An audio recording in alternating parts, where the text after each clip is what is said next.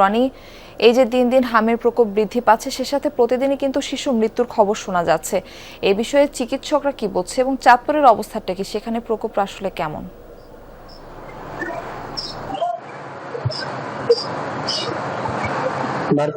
চাঁদপুরে কিন্তু হামের প্রাদুর্ভাব এখনো আহ, বেশি চলছে।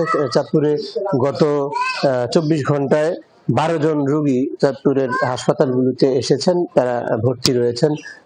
চাঁদপুর সদর হাসপাতালে আগে 2টি ব্লক ছিল, এখন কিন্তু 3টি ব্লকে আহ, 3টি ব্লকে চিকিৎসা চলছে, যে কারণে কিন্তু এখন 16টি বেডের বিপরীতে আজকে এই সদর হাসপাতালে কিন্তু 37 জন রোগী, যাদের বেশিরভাগই শিশু, তারা চিকিৎসাধীন রয়েছে। তো আমরা অভিভাবকদের সাথে কথা বলেছিলাম, তারা কিন্তু উদ্বিগ্ন। অনেকে টিকা দিয়েছেন, আবার বেশিরভাগই যারা হাসপাতালে ভর্তি হচ্ছেন তারা বেশিরভাগই এখনো টিকা দিতে পারেননি, যে কারণে তাদের মধ্যে আতঙ্ক রয়েছে হামের।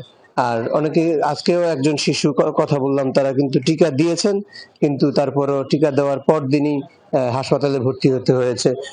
তো আর চাঁদপুর, এই পর্যন্ত চাঁদপুরে কিন্তু 4 শতাধিক হাম সন্দেহে হাসপাতালে এসেছেন, চিকিৎসা নিয়েছেন। টিকা দেওয়া হয়েছে জেলায় এ পর্যন্ত 2 লক্ষাধিক শিশুকে। 3 লাখ শিশুকে টিকা দেওয়ার টার্গেট নিয়েছে স্বাস্থ্য বিভাগ। তো এই ছিল চাঁদপুর থেকে সর্বশেষ। মারফি।